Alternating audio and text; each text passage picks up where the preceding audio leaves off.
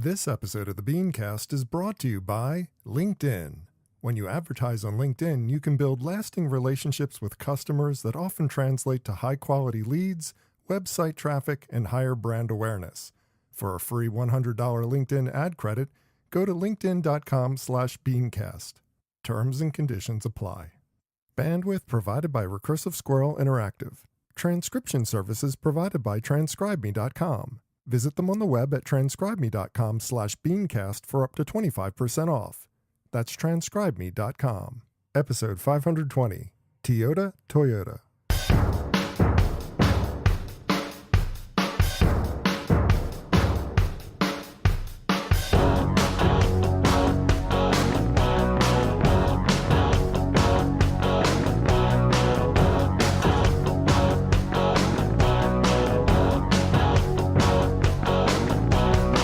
For Monday, November 12th, 2018. It's time for this week's edition of the BeanCast, a weekly discussion about the news and issues facing marketers today. I'm your host, Bob North.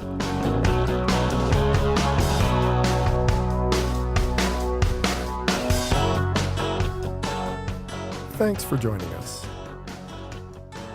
In-housing agency services is an ongoing subject that many of the biggest brands are wrestling with today.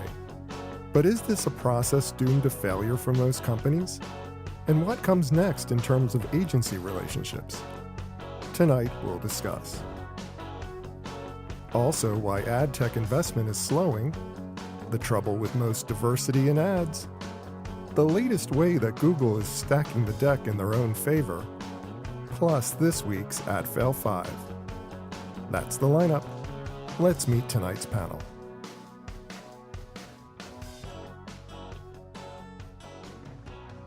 Thanks for joining us for this week's BeanCast. I'm Bob Norp, and with me on the panel for this evening, we start with the principal of Beetle Moment Marketing, Ms. Emily Binder. Emily, welcome back. Hi, Bob. Thanks for having me back. Oh, my pleasure. Now, and we also welcome back the co-founder and admiral of the HMS Beagle, author, speaker, Mr. Joseph Jaffe. Hey, Joe. Hey, Bob. I think you were the word finally. You were going to mention the word finally. I'm like, I'm only the second. I'm the second and the final guest. Yes. Some of these script problems always come up when we're trying to get the show ready, but welcome to the program, guys. I'm really glad you can join us for this evening, and we've got a lot to cover, so I'm going to jump right in. First up, in the wake of the ANA, that's the Association of National Advertisers' biggest conference, came a wave of renewed discussion regarding in-house agency services, particularly media buying and planning, which seems to be the most in question these days. Now, the pro arguments center around owning your own data, which is really kind of reasonable. But Joe, are most brands up to this task? What's your take on this movement by so many brands to bring all their agency services in-house? You know, I was actually down in Orlando at the ANA, and it was, look, everybody loves to beat up on the agencies, and I'm probably one of them too. The only difference is I subscribe to that old adage, which is I don't discriminate. I hate everyone equally. And I've really gone through my whole career since I left the agency world and the corporate world, recognizing that it's never one side to blame. It's really both sides that are to blame. And so it was remarkable how the agencies, they really get beaten up at the ANA conference. Yeah, it's pretty spectacular how well they get beaten and trashed. It's a little unfair too. And they don't really have much of a voice to be able to stand up for themselves. But I think they've also dug this hole for themselves. And the reality is, and I'll argue both sides for a second. One is, agencies have always begged for the data. They've always begged their clients to share some of this mission critical data. And one of those elements has been certain financials and sales figures. And clients have always been reluctant to do that. And that's because oftentimes agencies are still treated as vendors. On the other hand, you've got marketers that actually don't even understand how to use some of their data. specifically when it comes to, even being able to be able to paint a better picture or a clearer picture or a richer picture of their own customers. I worked with a CPG recently that you know couldn't couldn't name 10 of their customers by name or by email address, couldn't even contact their customers, had no way of being able to even connect with them. And so, both sides have pointed fingers at the other in terms of talking about, whether the one side is capable of being able to go it alone. I'm good friends with a former marketer who was one of the last in-house media agencies, or ran one of the largest in-house media agencies. And and it was so funny because ultimately he was sick and tired of all the agencies kind of pointing fingers at him, or at his company, and recognizing or reflecting the fact that they weren't able to kind of run the ship themselves in-house. He said it was absolutely untrue, that they had been able to actually create a really capable and a really competent in-house service and in-house solution.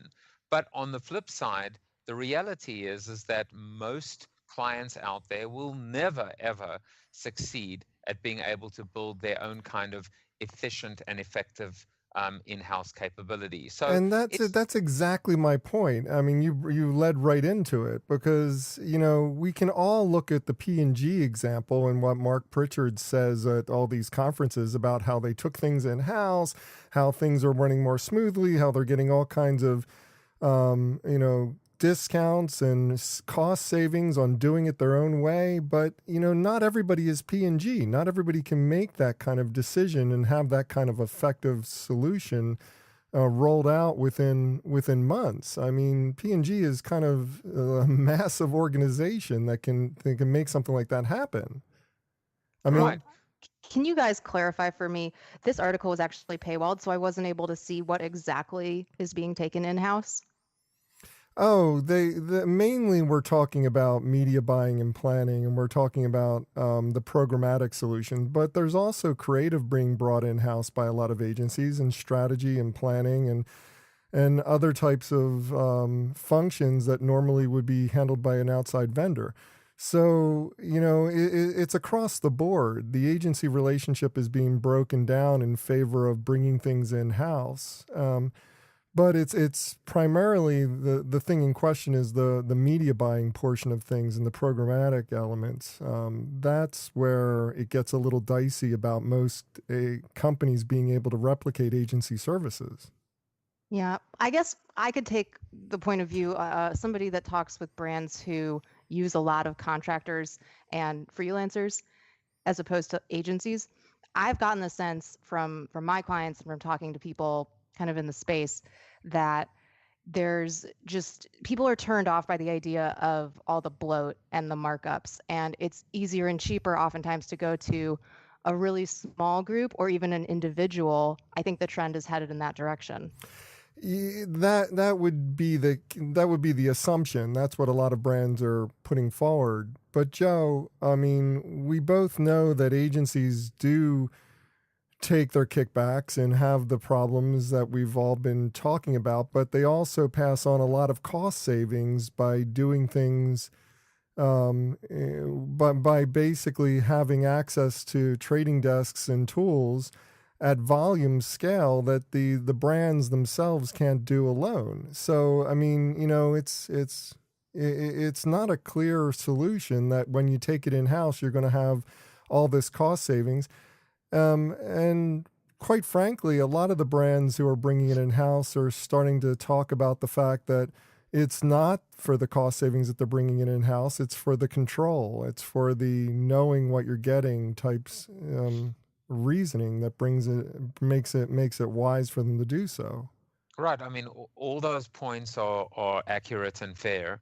I think for the most part, and let's begin with something you said right at the beginning, which is when you're P&G, when you're GM, when you're, one of the largest ad spenders, there is the ability to recognize and realize competitive, or at least similar efficiencies and economies of scale, cost savings associated with being able to trade at such a high level, and cadence, if you will. Most companies can't do that. But the other thing is that most large companies, even the largest, are still going to suffer and are suffering from an acute shortage of talent.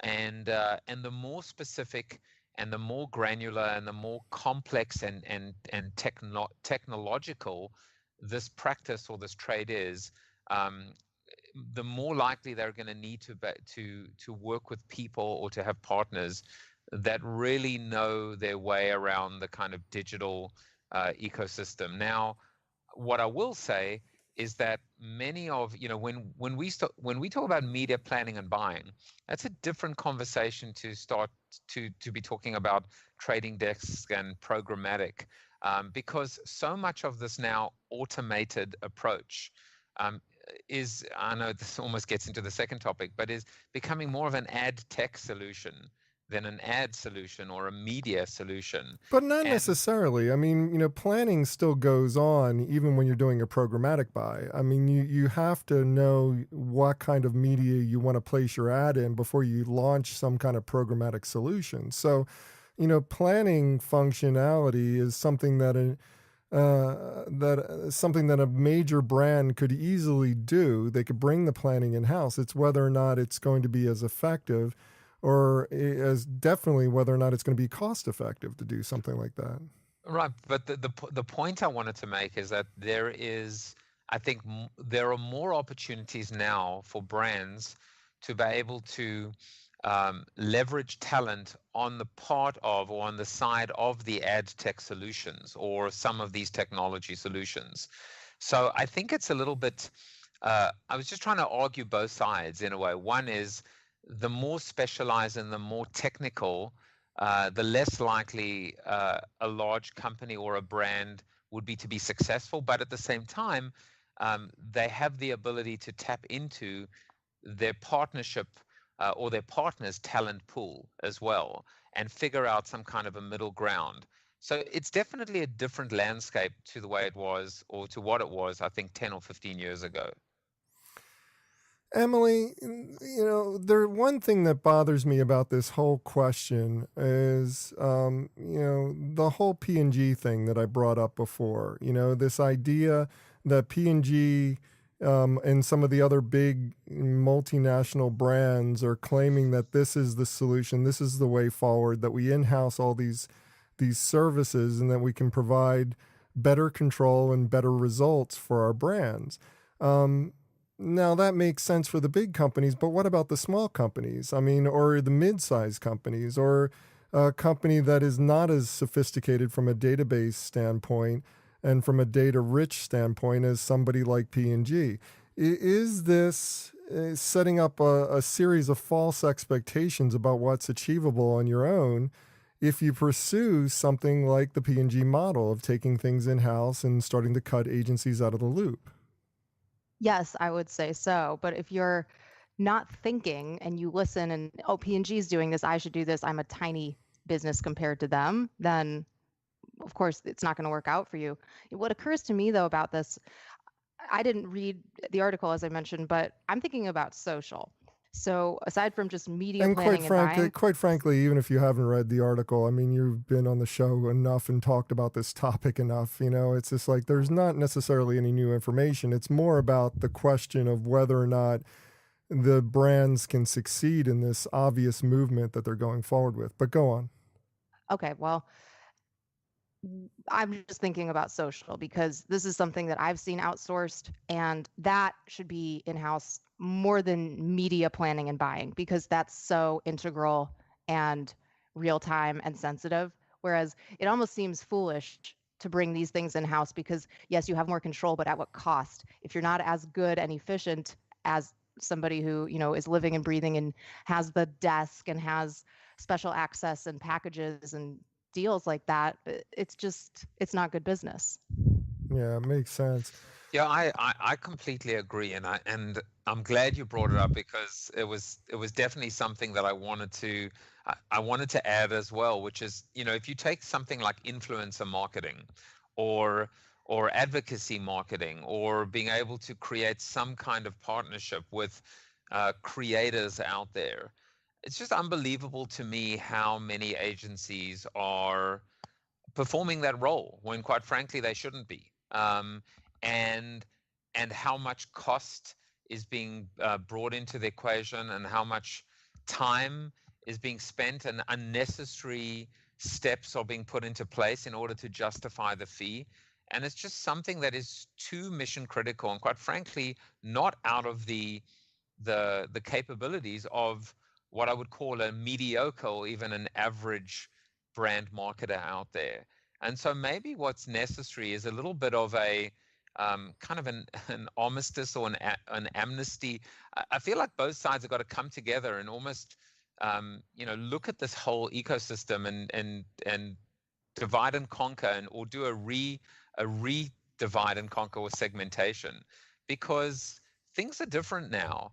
And I think, one of it goes back to the fact that both sides are to blame, is that clients have been unfairly asking their agencies to do way too much, and too many technical items, without necessarily paying them for it, or expecting them to be able to have the talent, or even invest in the training and development. But on the other hand, you've got agencies that have been taking on some of these new areas, and they're incompetent. And they're doing it because it's all about survival, in a sense. And so when both sides come to the table, and I think are just honest with one another and themselves, I think we may find just a different landscape shaping up, and I think that's just going to be better for all sides. Go ahead, Emily. You were going to say something. This just occurred to me. I have seen brands try to take things in-house that shouldn't be in-house, whether that was design or web development. And there was this, especially in the last 5 years, this zeitgeist, which is very DIY. So if you look at even the marketing copy of Facebook ads, they want to convince small business owners, you can do it. You can set up your own Facebook ads. It's simple. Here's a guide. And then somebody who maybe has a barber shop and doesn't know the first thing about marketing thinks, I can do my own Facebook ads. Yeah. And that is a bad thing for people that are really doing this as a craft, because it commoditizes it and makes it like this skill you can just acquire. Watch an hour on YouTube and you'll be an expert at it. Yeah, I agree wholeheartedly. One of my favorites is everybody who's running sweepstakes. It's just like people run sweepstakes all the time, and I've contacted many of them and said, you're running an illegal lottery because you have not handled all the details of what makes a sweepstakes legal when you're doing it for marketing purposes. I mean, that's just one glaring problem that happens when you're not working with professionals and you think that you can do it yourself. But obviously, that's more of a problem for smaller companies that don't have the experience, as opposed to the larger companies out there. Some agency leaders are smugly claiming that those who in-house will eventually come crawling back in defeat. Joe, is this realistic, or is this dangerous thinking? I mean, obviously some people are going to have failures, but that doesn't mean that they're going to necessarily come crawling back to the agencies whom they've had some contentious relationships with, is it? Look, put it this way: if they're going to come crawling back in defeat, it's not going to be to the same agency.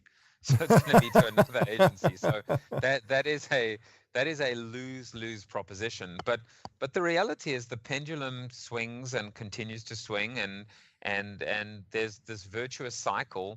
It just happens all the time. I mean, we just seem to go through different iterations of the same narrative. And I think for the most part, history has shown that there are certain things that clients, for the most part, cannot do in-house, and many elements of this marketing world are not what they do best. And maybe it's going to change, and maybe it should change.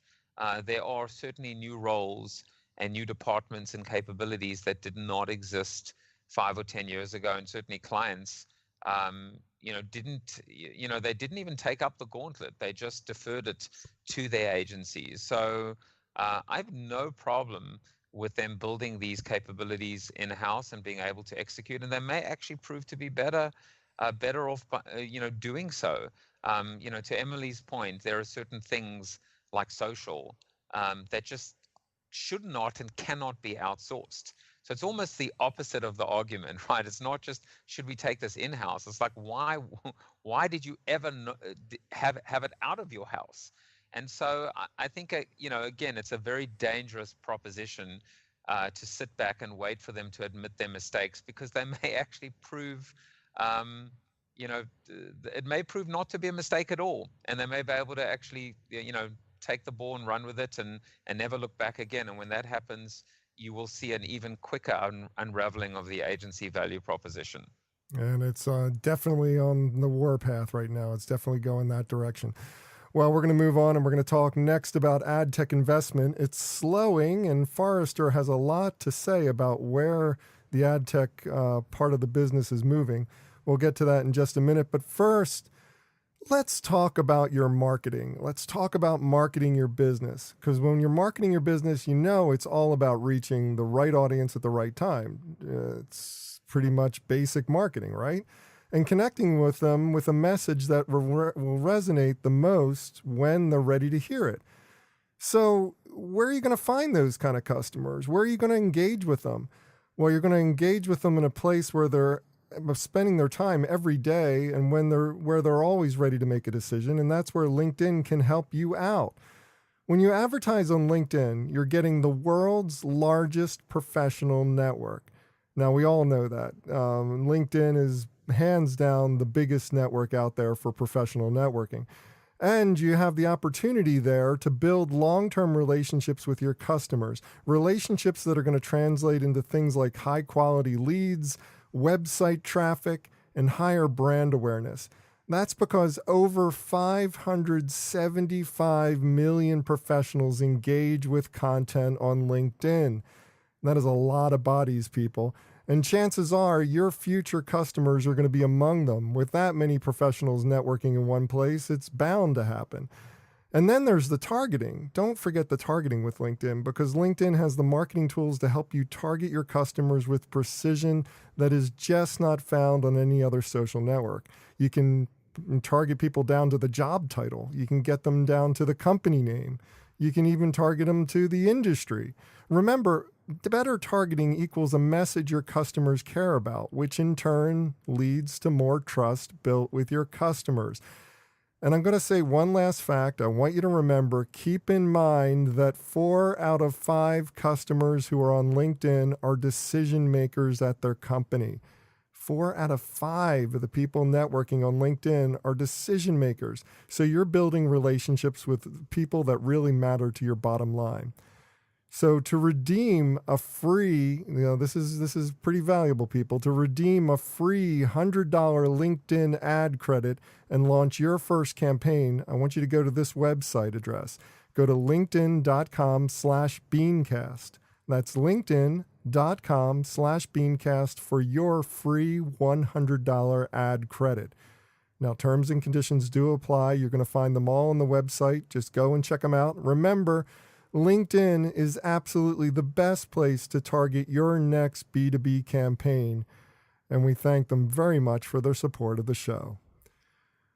Well, a Forrester report just out proclaims that ad tech investment is dropping sharply in the wake of GDPR. Now, they are predicting only $1 billion will be invested in 2019, down from over $8 billion. Emily, is this a bad sign for ad tech, or a welcome relief that ad tech is getting a little bit more pragmatic? I was about to say programmatic, but getting a little bit more pragmatic about what they're able to achieve and when they need to stop coming up with new ideas and start consolidating with the other similar properties that are out there already. What's your take on this situation? So there is a 75% decrease in funding ad tech startups. There's less confidence or interest in the startups in the space. I don't think it's necessarily a bad sign for the entire ad tech world as a whole. And here are a couple reasons that I see for why this might be happening. The first is, for the most part, ad tech is not a subscription model. So startups could get anywhere from, let's say, $50 to $100,000 from agencies who are really just experimenting or doing trials, and that could grow to revenue, let's say $1 million, but investors don't trust those initial numbers as indicators of future success. And then second, there's not much differentiation between all of these different ad tech platforms and tools. So you do have the duopoly, which is getting more than half of all of the ad dollars, Facebook and Google, obviously. It just doesn't make a lot of sense to invest in just another startup that's going to be doing almost the exact same thing. Yeah, and does this actively cede more power to the duopoly by having this kind of slacking of investment in the ad tech space, or is this just kind of a natural way that we need to deal with it? Because if we're going to eventually beat the duopoly, if a company's going to actually lay a challenge against Google or Facebook, they need to become bigger themselves. So starting up more little companies doesn't get us to that level. We've got to start combining some of the smaller companies into bigger companies so that they can work against the majority of the ad dollars that are going to Facebook and Google. I mean, is that a reasonable strategy for a lot of these companies to take and a lot of these investors to make? Oh, sure. I think that makes a lot more sense in investing in existing infrastructure. I mean, it's not perfect, but there have been gains in preventing ad fraud and working on greater transparency. So it's not good to just abandon all that. And then this kind of gets into the whole blockchain discussion, but we've made some good progress. It's not perfect yet. I think what you're saying makes sense. Joe, what's your take on the situation with this sort of slowing of investment? I know that you've been involved with the innovation space and have worked with a number of the ad tech companies that have come out over the last decade. Is this a bad sign or a necessary sign for the growth of the industry? I mean, it's probably a necessary sign when you look at that MarTech Lumiscape. I mean, it's become a joke. It looks like an ant colony, and it's so insanely cluttered right now that. Yeah, everybody brings out that giant infographic whenever you're No, at but a conference. it's actually got to the point now where it's just a ridiculous.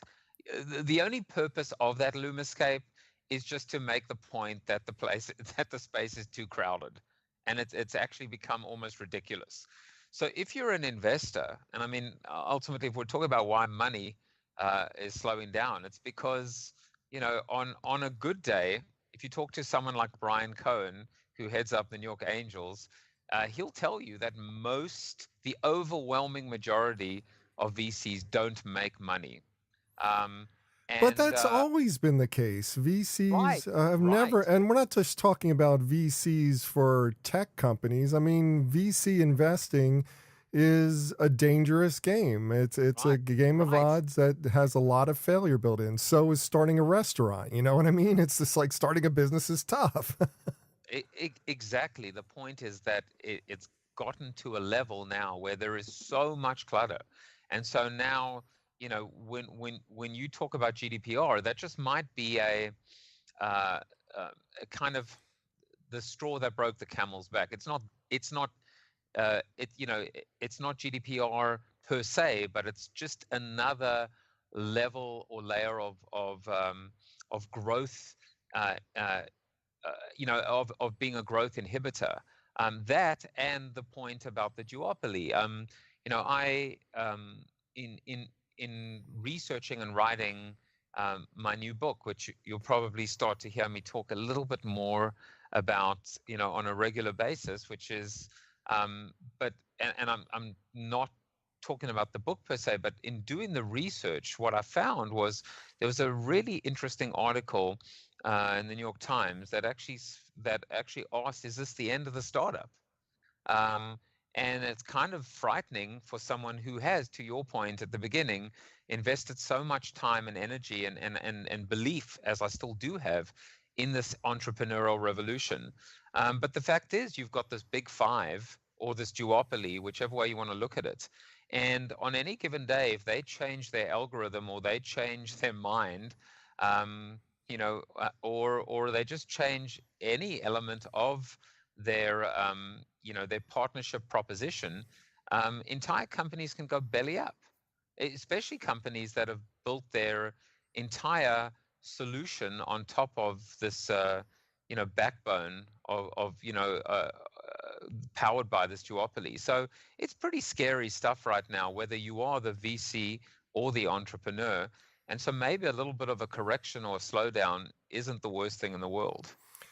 Emily, building on something that Joe said, it's just like he went back to the GDPR question, which was something that I kind of framed this initial question around.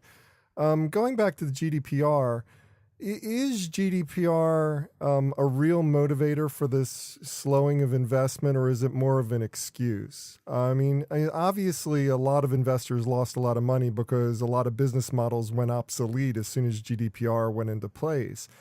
But that doesn't mean that it can be blamed for the slowdown in investment. It seems like it's more strategically based decision-making on the part of VCs to have a more pragmatic approach about how they're going to grow and consolidate the industry as opposed to just invest in new ideas. What's your thoughts on that?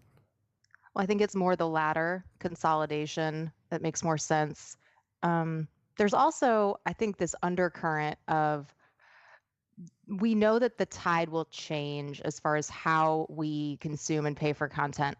It's going to become more of a pay to play, where it's not just free and ad supported and I'm handing over my data in exchange for getting to read this article or have the utility of this social network. It's in the next few years, I think, going much more the way of micropayments and higher quality content and not being ad supported. So these ad tech companies will have less of a role. It's going to be more about, let's find a cool startup we can invest in. Like, there's this app called Portal I've mentioned before, which is high quality video content, and you can pay the creators as you go, however much you like, with these little tokens. That's really more interesting. And if I were an investor, that's what I'd be looking at.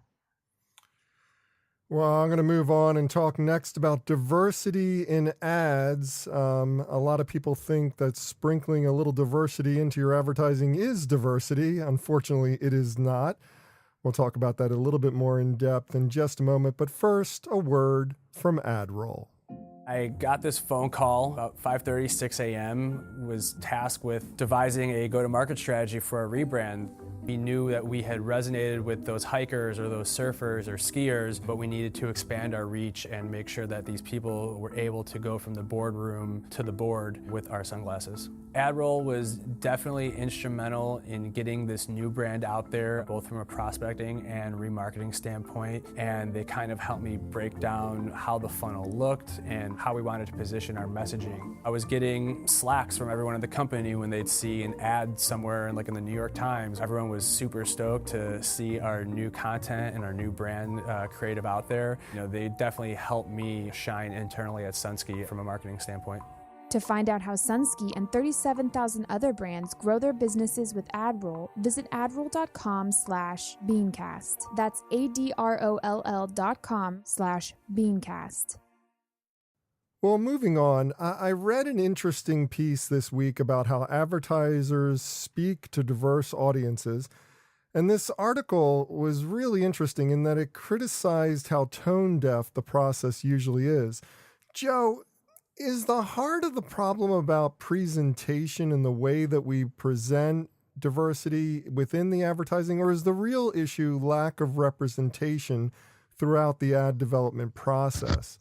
Your thoughts? Well, I'll tell you that this story, in a way, and this topic almost happens on three levels, and I'm not going to get too far away from the actual topic of diversity because it's an important one, but it makes me think of two other massive faux pas or mistakes that it appears the agency world doesn't learn and the brand world don't learn from. One of them is cultural, cultural faux pas, and and trying to kind of create this one size fits all message or platform or campaign specifically on a global basis. And then the other one is more recently, and just it's like fingernails on a chalkboard. The gratuitous use of hashtags and Snapchat and all these so-called cool technology elements. Teayota going hashtag this and hashtag this and hashtag this, and I'm like, hashtag I'm never buying a Teayota again. So it Did is. you just say Teayota? Is that how you say Toyota? Well, that's how South Africans would have, I suppose. What would you No, say? I'm not making fun. I'm making fun of you. I was just like, Toyota. No, I didn't know what you were talking about. I didn't know what you were either. talation about. Well, how do you pronounce it? Toyota. What did I say? Teayota. Toyota.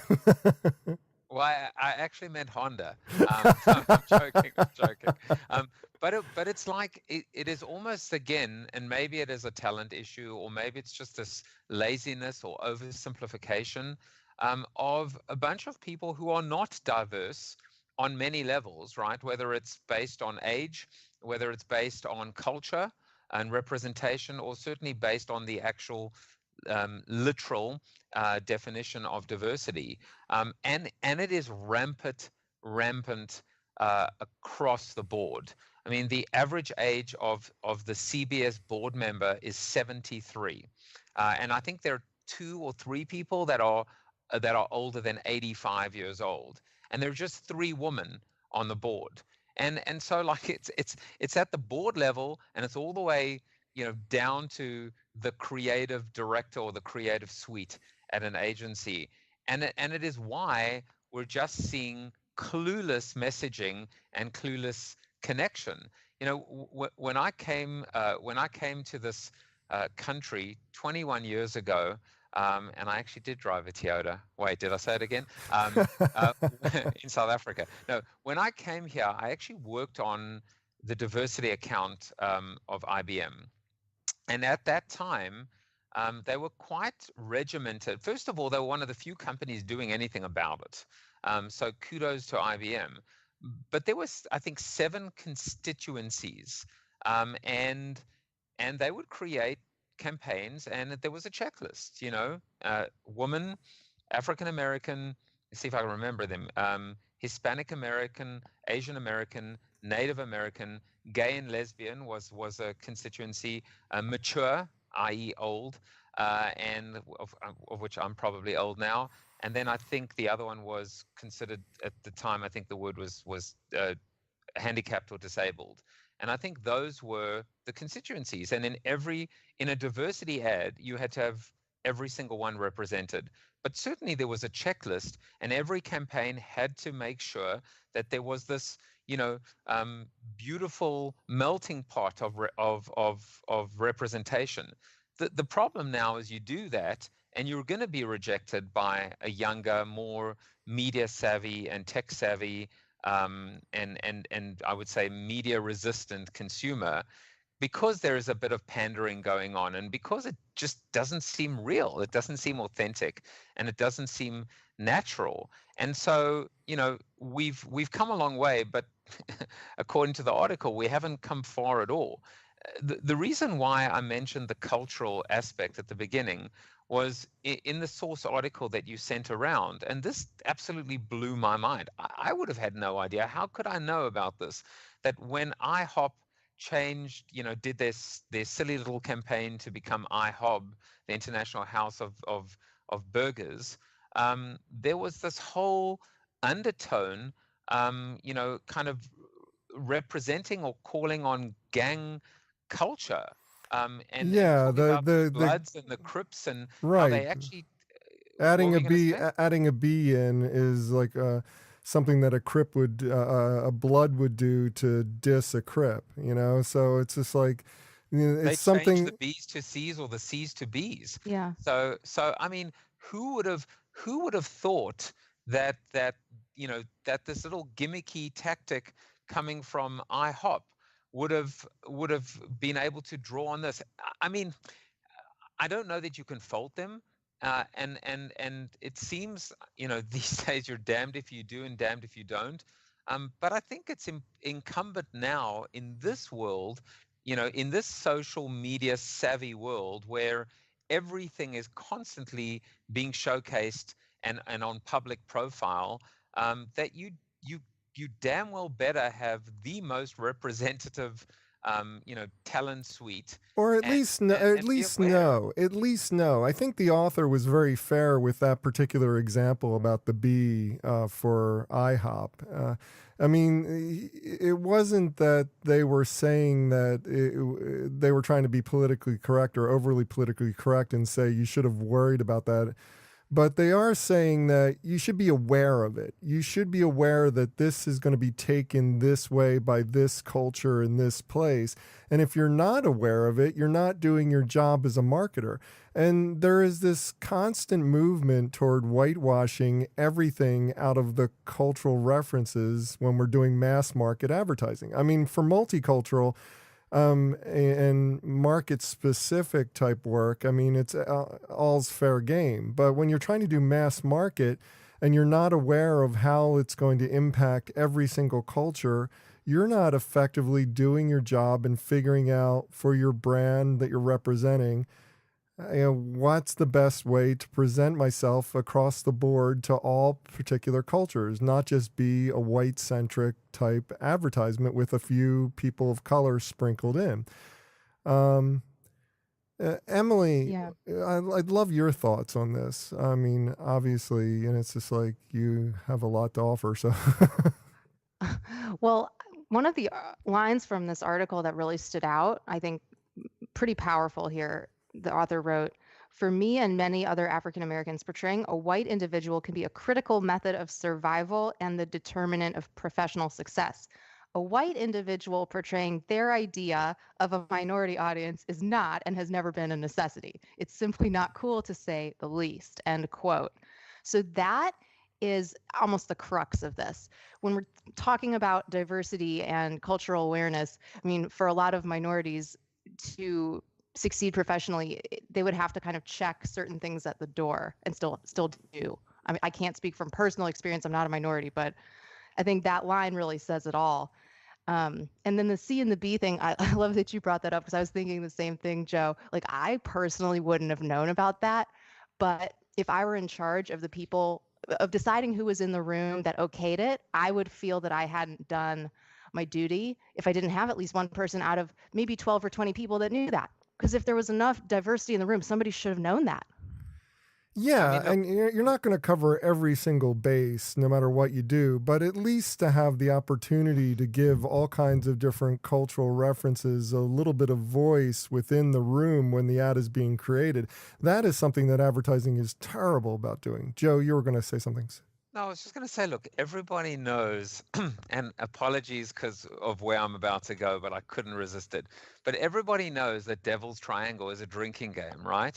So, Yes. I mean, that's what it makes me think of. It makes me think of, the prototypical white guy pleading innocence, in a courtroom environment or in a kind of, no, I mean, it just makes me, it makes me think of the fact that ultimately you can't plead innocence. You can't plead ignorance in a world that is so accessible to so many. It is so easy for an agency or for a company to just be able to, and I'm going to be like so kind of like almost like super specific about this, be able to go down that IBM diversity checklist, and say, let's talk to mature now, let's talk to Asian American now, let's talk to Native American. Let's just make sure we're not pissing off any of these groups, including and led by the most important one, which is woman. It doesn't take much effort to actually have a little bit of sensitivity and even just common sense to make sure that all your bases are covered.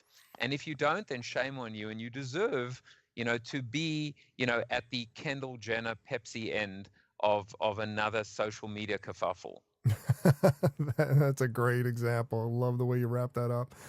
Well, I want to go to our last topic of the evening. Google has decided that if they view a site as running too many untrustworthy ads, the Chrome browser will now block all ads on the site. Now, this sounds like a good idea, at least for users on the surface, but Emily, is this really about protecting consumers, or is it more about shoring up their own dominance here in this space? Your thoughts? I'm actually on Google's side with this. I think it's about improving the user experience. The amount of money we're talking about on the what was it 150 sites that were kind of blacklisted for having these nefarious ads. It's a drop in the bucket. They don't care about that much revenue, but they want their browser to have a great experience. And I mean, I think it's a good thing to punish sites with these terrible, tricky ads, these malicious ads. Part of Google's job is to be an arbiter of our online experience. Whether or not they initially signed up to be that, that's what they are now. And Chrome is where that experience happens for so many people. So they have the power, they should use it for good, and it makes our online experience a little bit better. I don't see the downside with this. In one sense, I agree with you. I agree with you that there is a lot of bad sites and bad actors out there on the internet, that there are some sites that are launching all kinds of virus-riddled, phishing-related type schemes.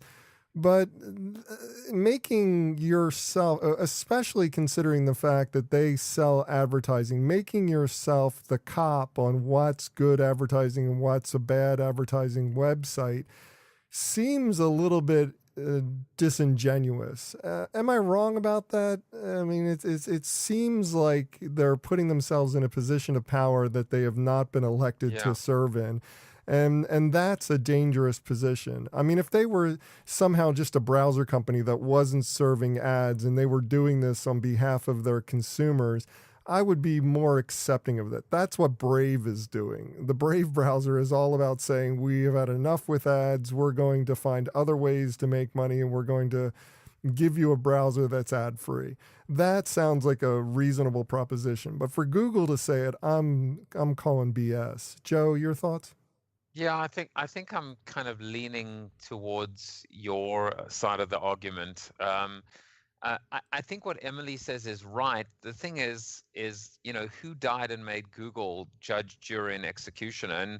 And I mean, just I guess 10 days ago, maybe, or a couple weeks ago, 1,000 Google employees walked out basically protesting the way the company has how lenient the company has been with respect to how they've been handling executives accused of sexual misconduct. So, this is the company, Google, that said don't be evil. But you've got to look at yourself in the mirror, and you've got to make sure you're completely squeaky clean on every single level to suddenly take this self-righteous or high and mighty position.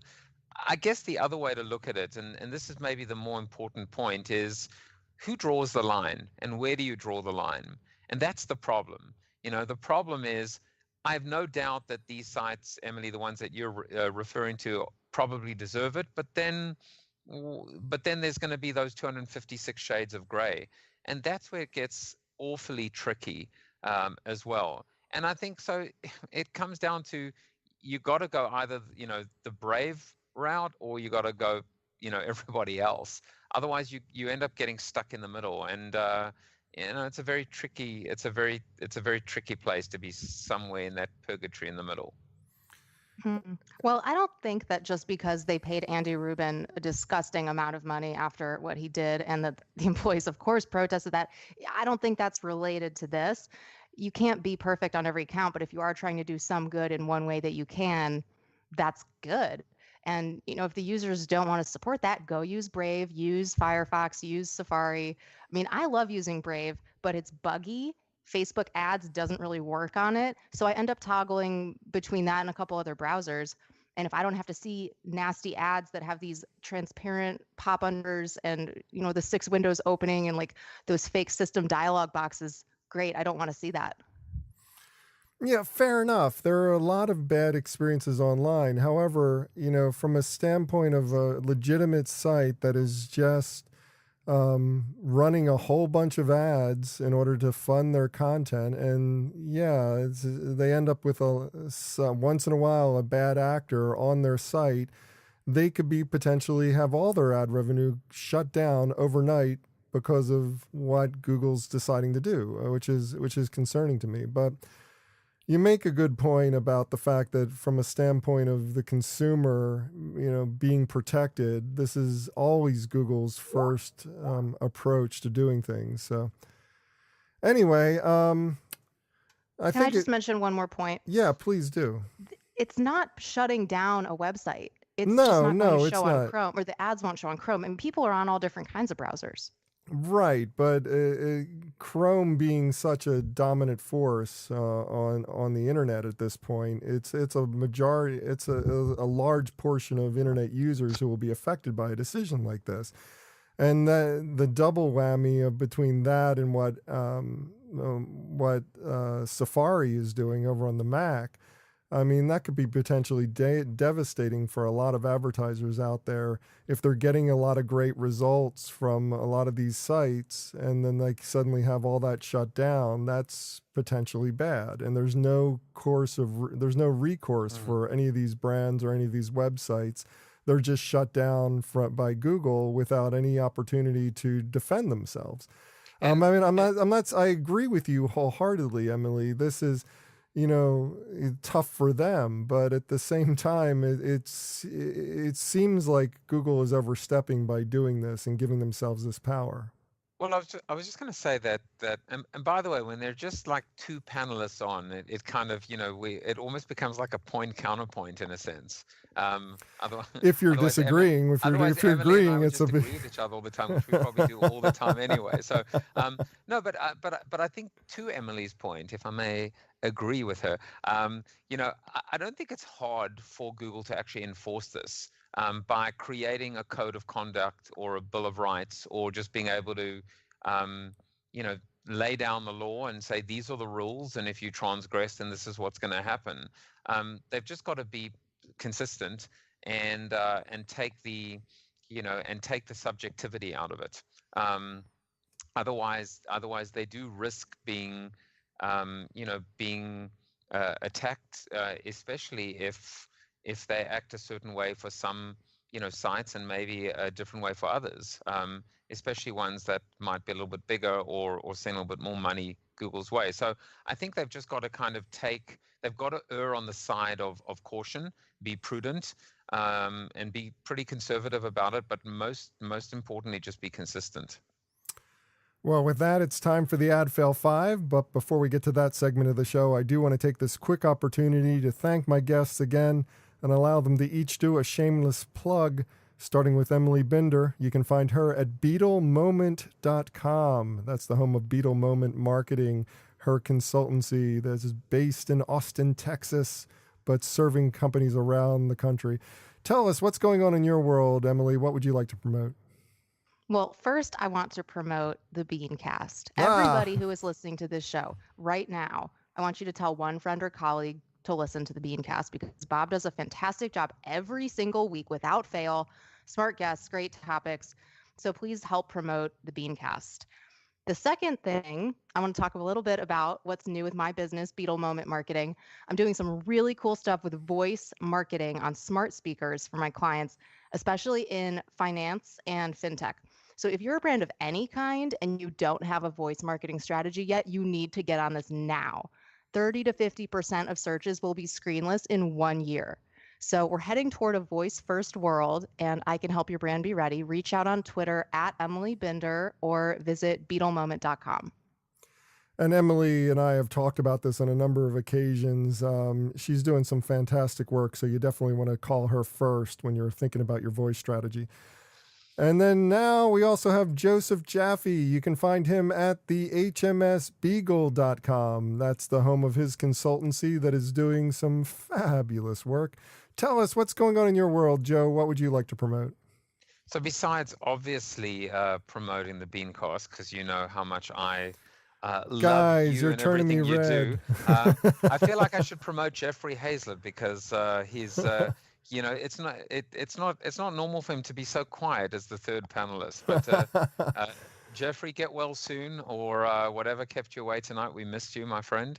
I don't have too much to shamelessly plug. I'm working on a couple of things that I'm excited to share with you guys, and I'll do that probably the next time I'm on. But the little kind of hint is, I've had a number of little bucket list wish lists in my life, and I've been fortunate enough to achieve most of them. One of them was to write a book.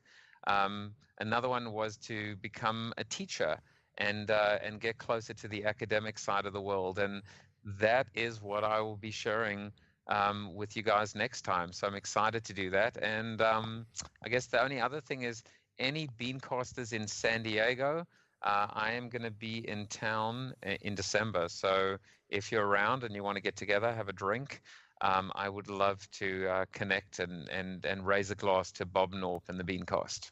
That sounds like a great time. So yeah, definitely reach out to Joe. He's a lot of fun to hang out with. As for me, for more information about me or the show, visit thebeancast.com. There you can find a complete show archive. You can find out how to consult with me. You can even find out how to advertise on the program. So check it all out at thebeancast.com. And don't forget, if you want transcriptions of this episode or any episode over the last few months, just go to the website, because transcribeme.com is now doing our transcriptions for us. So we thank them very much. And if you would like to find out what transcribeme.com can do for you, go to transcribeme.com/BeanCast. They'll hook you up with a special offer. And now it's time for Bob. Yes. Can I interrupt you for 1 second? Yes, please. I just want to give a little plug for your transcription service, which is I was listening to a show a couple weeks ago about, is podcasting the new blogging? I think it was a Seth Godin article, and there was a debate backwards and forwards.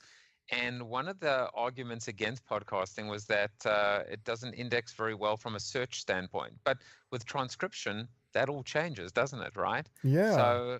So I mean, I just want to really argue in favor of, in this case, podcasting becoming the new blogging, if and only if there is a transcription service in play, because it becomes a pretty powerful 1-2 punch. I agree. I agree wholeheartedly. I've been saying I need a transcription for quite a long time, so I'm really glad that we have this partnership going with transcribeme.com. They've been fabulous. Well, let's get into the AdFel 5, a rundown of the lowest moments in advertising, marketing, and public relations from the last week. And first up, more bad news for Facebook, Emily. It was discovered over this fall that hackers had been selling up to 120 million private Facebook messages. On the surface, this sounds terrible, and it's a black eye for Facebook, but I'm sort of doing the math, and I'm going, 120 million messages doesn't sound like a whole lot unless one of those messages happens to be mine. Right. Well, if you're still using Facebook, you can't be surprised or outraged when things like this happen. You could just as easily use Telegram or an actually secure end-to-end encryption app instead of Facebook Messenger. What are you thinking? Like WhatsApp? No. Oh, I forgot. They're owned by Facebook now. Well, Senator Ron Wyden released draft U.S. legislation that mirrors much of GDPR, including the 4% of revenue and a violation, but also has this added addition of executive jail time for violations. Joe, executive jail time? This seems like an overreach. There's no way that this legislation is going to pass Congress, right? No, but it sounds cozy. Executive jail time. I mean, it sounds like a corporate retreat or a little bit of celebrity rehab. So maybe it's a little bit of a soft landing. Or is it just jail time for executives? I don't know. I don't know. Billionaires never go to jail. That's all I know. Teayota. Next up, the Trump campaign tried to run a racist ad that was being compared to the infamous Willie Horton ad. If you don't know the Willie Horton ad, look it up, people. It's terrible. Well, CNN turned them down, said, we won't run it. It's racist. We're not going to have this on our network. Emily, NBC held their noses and actually took the money. Now they're getting lambasted for it. There's no excuse for this, is there? No, not at all. And I like that actors like Deborah Messing aren't afraid of their networks and they would just tweet it out and say, this is disgusting. You need to stop. Yeah. Well done on their part. This is why, by the way, the NBC journalist wasn't banned from the press corps or had his press corps, White House press corps. Oh, no. Revoked. So, you know Allegedly. Do not get me in trouble for that. Revenge. Next up, Kyla Jacobs, Global CMO at agency group TBWA, is pursuing new opportunities. I love the pursuing new opportunities phrase. After a string of HR complaints, Joe. If half of the reported complaints are true, she sounded like a real joy to work for. And again, this is all rumor, etc. But man, advertising has enough of a bad rap without something like this coming out. Your thoughts on it? Well, I mean, I used to work at TBWA, so I probably will keep my comment to a minimum. But what I will say is that I was reading the article, and apparently this CMO had this group called the New Business Ninjas. Oh, I love this part.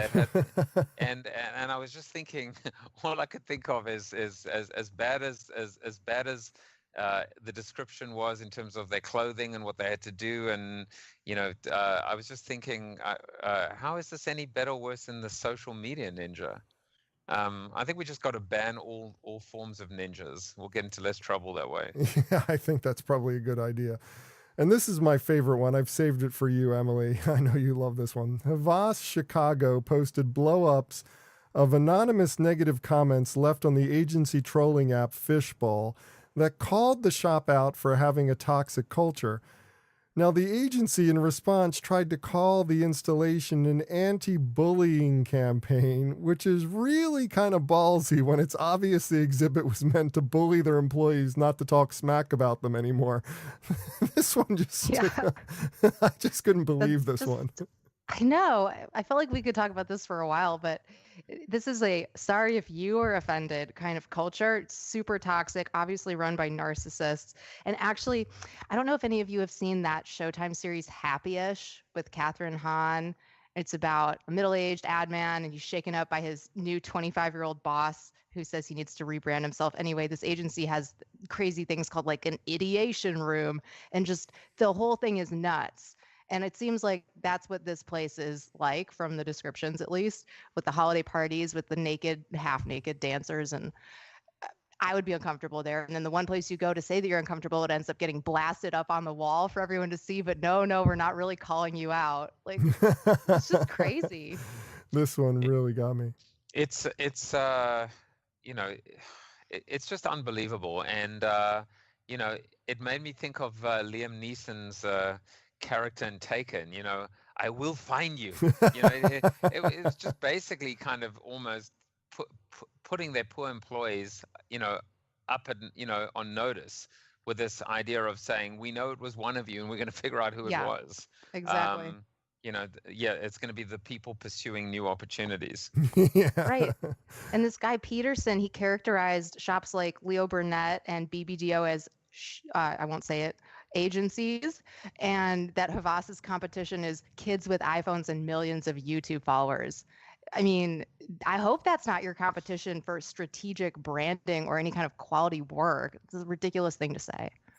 Well, have something to add to this list or just want to discuss it? Comment online. Use the hashtag AdFail5.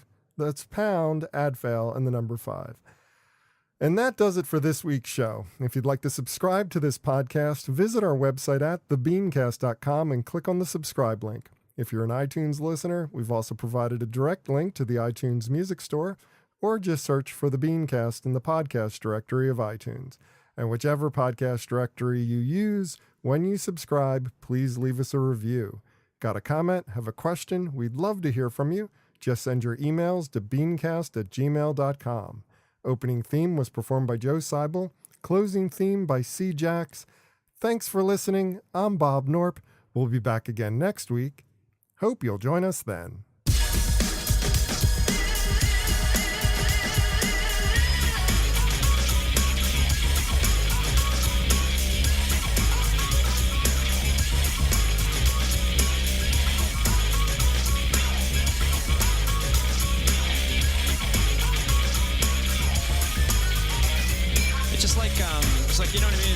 Like if it's, you know what I mean? I don't know, man. It's just like, okay, it's like, you know what I mean? Like, it's like totally like that. It's like, I don't know, like if it's, you know, it's like, you know what I mean? Yeah, it's just like kind of, it just seems like it's just like almost exactly.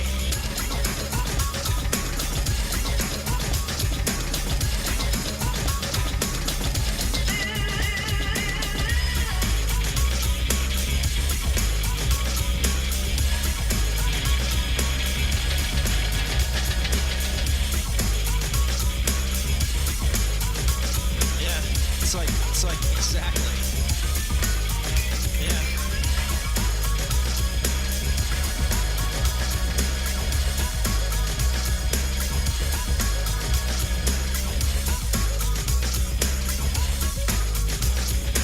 You know what I mean?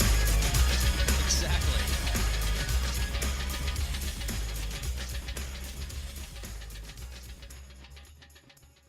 Cool beans.